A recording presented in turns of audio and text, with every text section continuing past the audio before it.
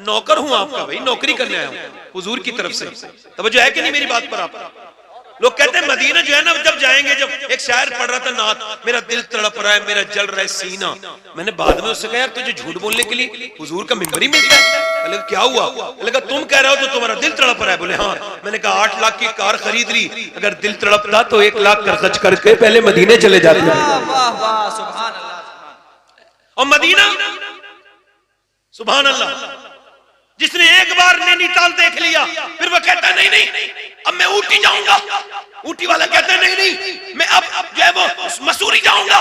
मसूरी देख के इंसान कहता है नहीं नहीं भाई अब मैं शिमला जाऊंगा। शिमला जो देख लेता है वो कहता है मैं अब की बार कश्मीर जाऊंगा। और जो कश्मीर देख लेता है वो कहता है मैं लेह लद्दाख जाऊंगा। लद्दाख देखने वाला कहता है मैं दार्जिलिंग जाऊंगा। दार्जिलिंग जो देख लेता है वो कहता है मैं मालदीव जाऊंगा। मालदीव जो देख लेता है वो कहता है दूसरी बार मैं अफ्रीका जाऊंगा, मैं स्विट्जरलैंड जाऊंगा।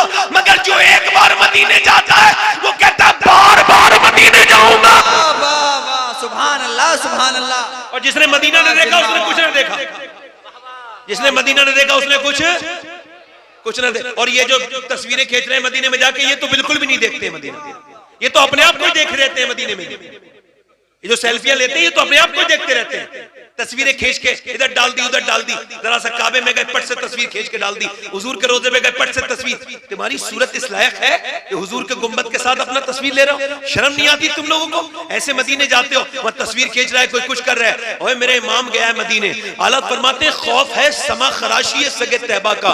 सुनिए शेर सुनिए, आला फरमाते खौफ है समा खराशी सगे तैबा का, वरना क्या याद नहीं नालो फगा हमको। फरमाते आला मुझे डर है, मेरा दिल करता है जितना लोग मुझे सताते हैं मैं मदीने जाके इतना रोऊं, इतना कि अपना सारा दर्द हुजूर के सामने बयान कर दूं। कहते हैं मगर मैं रोता नहीं। क्यों नहीं रोते? कहते हैं मैं इस वजह से रोता हूं, नहीं रोता कहीं मेरे रोने से मदीने के कुत्तों के कानों को तकलीफ ना हो जाए।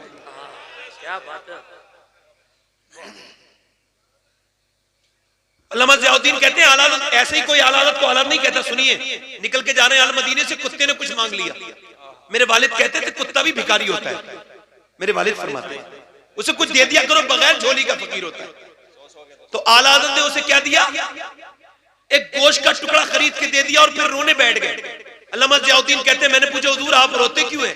तो आपने अपनी नात का मकता कहा, पारे दिल भी न निकला दिल से तोहफे में रजा, इन सगाने कू से इतनी जान प्यारी वाह वाह। फरमाते अहमद रजा वो हिंदुस्तान का कुत्ता नहीं था, मदीने का कुत्ता था। उसका हक तो ये था कि तू अपना कलेजा निकाल के उसे दे देता, तेरे दिल का टुकड़ा उसके पास जाता, तू इंतकाली तो कर जाता मगर मदीने के कुत्ते का हक अदा हो जाता। अल्लामा अब्दुल रहमान जामी, इनका वो कलाम है तनम फरसूदा जा पारा। वो जब मदीने गए तो वापस आए ना तो दाढ़ी के बाल खत्म हो गए। गए थे तो घड़ी दाढ़ी थी, जब आए तो कुछ सीधा सीधा बाल रह गए। पूछो हुजूर दाढ़ी के बालों को क्या हुआ? कहने लगे मैंने मदीने में हुजूर की बारगाह में दाढ़ी से झाड़ू लगाई है, अपनी दाढ़ी से झाड़ू लगाई। मदीने जाके तस्वीरें खींचते हो लोगों, वहां जाओ तो तकदीर बनाना। मदीना तस्वीर बनाने की जगह नहीं है, तकदीर बनाने की जगह। एक साहब मुझसे कह रहे थे, मेरी बीवी बोली मुझे भी लेके चले हज पे। मैं कहा मैं तो कर्जा लेके आया हूं, जा रहा हूं कर्जा लेके। तो अंदर गई, जेबरात निकाल के लाई अपने, बोले इन्हें बेच दो। मैं को खबर में थोड़ी लेके जाऊंगी, अगर बगैर मदीना देखे मर गई तो क्या होगा?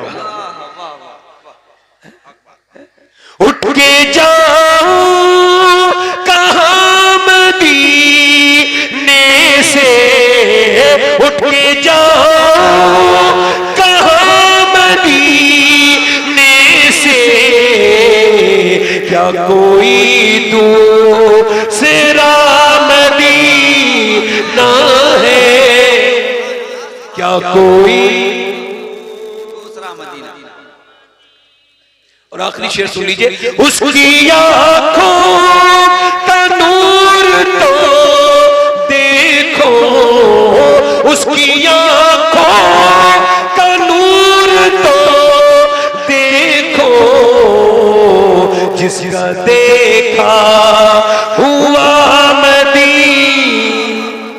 सुभान नारे तकबीर, नारे तकबीर, नारे रिसालत, जश्न ईद मिलादुन नबी, जश्न ईद मिलादुन नबी।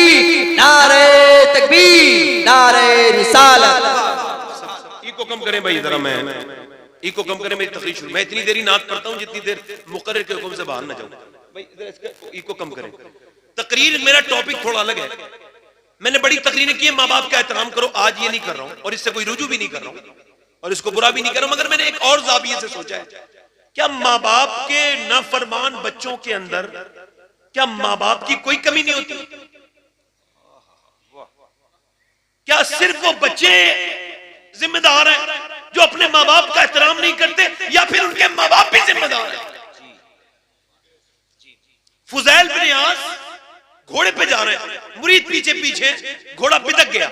अब आप बिदकना तो समझती ना हमारे इलाके के आदमी, तो घोड़ा ऑटो कंट्रोल हो गया, तो उन्होंने घोड़े को एक जगह बांध दिया, खुद सजदे में जाके रोने लगे। मुरीदों ने देखा, पूछा हुजूर ये घोड़ा परेशान कर रहा था, उसको घास देनी या कुछ भी करते तो आप ये नमाज पढ़ना क्यों शुरू हो गए? कहने लगे मुझे अपने आका और रसूल की हदीस याद आ गई। हुजूर फरमाते जब बंदा अपने मालिक का कहना नहीं मानता है ना, तो फिर उसके नीचे वाले लोग फिर उसका कहना नहीं मानते। मैं समझ गया, मैं जरूर, मेरा रब मुझसे नाराज हो गया है, जो मेरा घोड़ा तक मेरा कहना नहीं मान रहा है। मैंने सोचा पहले अपने रब को मना लूं, उसके बाद मेरे सब लोग खुद ही मान जाएंगे। इसका मतलब यह है कि जब बीवी कहना ना माने, जब बच्चे कहना ना माने, तो झगड़ने की जरूरत नहीं। मस्जिद में जाओ और अल्लाह के सामने रो के कहो, मालिक ऐसी कौन सी खता हो गई है जो मेरे बच्चे भी मेरा कहना नहीं मान रहे हैं। अब रब अगर राजी हो जाएगा तो फिर कोई नाराज नहीं होगा। सर सुभान अल्लाह, सुभान अल्लाह। ए भाई मना कर रहा हूं ना, अभी नारा नहीं लगाना, आर्टिफिशियल नारा है तेरा। हाँ लो अभी नारा ना लगाना, ठीक है?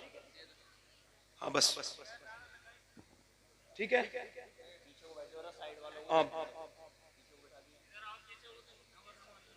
तवज्जो है मेरी तरफ? आप ये चाहते हो आने वाला वक्त इतना खराब है बच्चों के लिए, कोई तैयारी है आपकी? अरे आज नबी का मिलाद आप मना रहे हो, आने वाला दौर फितनों का दौर है। हमारे घरों में घुसने वाले हैं बदअकीदा, उनकी प्लानिंग कितनी खतरनाक है। तो क्या नहीं चाहते मेरे बच्चा भी आशिक रसूल बने?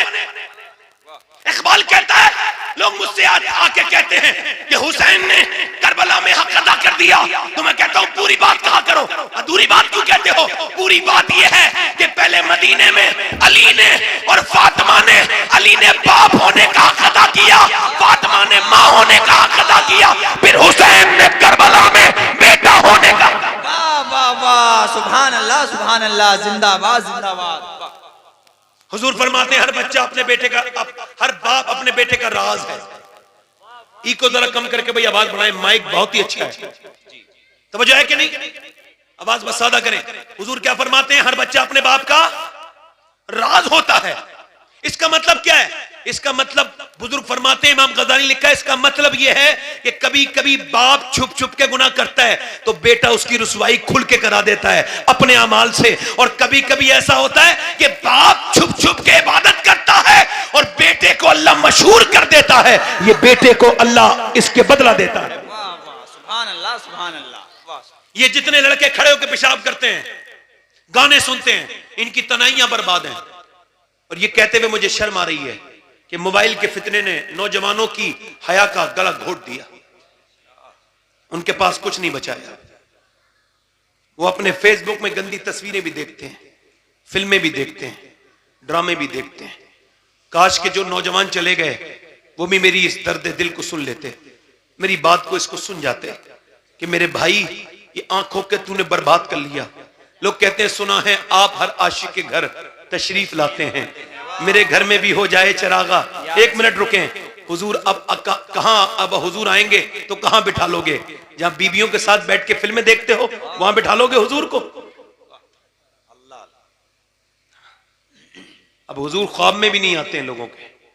पहले हम सुनते थे फला के ख्वाब में आए, मुफ्ती साहब पहले ऐसा होता था, मगर चूंकि आंखें हो गई गंदी, बेकार हो गई, कुछ नहीं बचा, सब चोर हैं हम। छुप छुप के लोग गुनाह करते हैं और कहते हैं वो कब्र में जाना है।